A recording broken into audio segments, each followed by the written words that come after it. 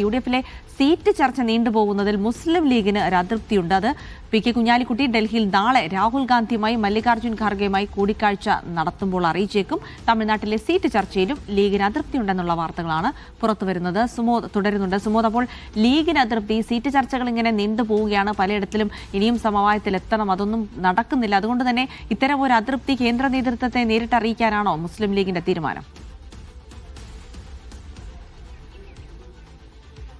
മുസ്ലിം ലീഗിന്റെ അതൃപ്തി ഹൈക്കമാൻഡിനെ നേരിട്ട് അറിയിക്കാൻ തന്നെയാണ് പി.കെ. കുഞ്ഞാലിക്കുട്ടി തയ്യാറെടുത്തിരിക്കുന്നത്. അത് കേവലം കേരളത്തിലെ നീക്കുപോക്കോ കേരളത്തിലോ ചർച്ച മാത്രമല്ല, തമിഴ്നാട്ടിലെ ഒരു സീറ്റ് ചർച്ചയിലും വലിയ തരത്തിലുള്ള ഒരു പ്രതിസന്ധി അവിടെ മുസ്ലിം ലീഗിന് അനുഭവിക്കുന്നുണ്ട്. മാത്രമല്ല കാര്യം, തമിഴ്നാട്ടിലാണെങ്കിൽ ഒരു വിഭാഗം നേതാക്കന്മാർ, എം.പിമാർ അടക്കമുള്ളവർ അവിടെ വിജയുടെ പാർട്ടിയുടെ ഒപ്പം നിൽക്കുകയാണ്.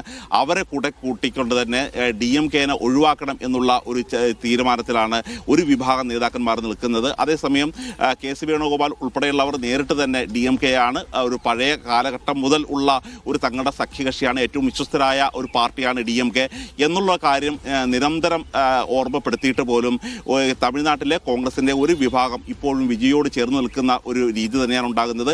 തെരഞ്ഞെടുപ്പ് പടിവാതിക്കൽ എത്തി നിൽക്കെ ഒരു 2 ആഴ്ച കഴിഞ്ഞ് തന്നെ ഈ തെരഞ്ഞെടുപ്പ് പ്രഖ്യാപിക്കാനിരിക്കെ, 2-3 ആഴ്ച കഴിഞ്ഞ് തെരഞ്ഞെടുപ്പ് പ്രഖ്യാപിക്കാനിരിക്കെ ഇപ്പോഴും ഒരു തീരുമാനമില്ലാതെ തമിഴ്നാട്ടിൽ മുന്നോട്ട് പോകുന്നത് ശരിയല്ല എന്നുള്ളൊരു കാര്യം തന്നെയാണ് മുസ്ലിം ലീഗിനുള്ളത്. ഇതൊരു പരാജയത്തിലേക്ക് പോലും നയിക്കാവുന്ന ഒരു കാരണമായിട്ട് ഒരു വിലയിരുത്തപ്പെടുന്നുണ്ട്. അതുകൊണ്ട് കേരളത്തിലെ ചില നീക്കുപോക്കുകൾ ഇനിയുണ്ട്. കാര്യം, കോങ്ങാട് ഉൾപ്പെടെയുള്ള സീറ്റുകളിൽ വെച്ച് മാറുന്നുള്ള കാര്യത്തിലൊക്കെ ഒരു ധാരണയായിട്ടുണ്ട്. പക്ഷേ എങ്കിൽ പോലും അതിലൊരു അന്തിമ ധാരണയായിട്ടില്ല.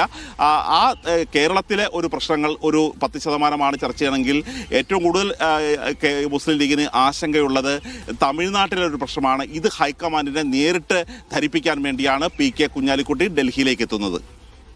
ശരി.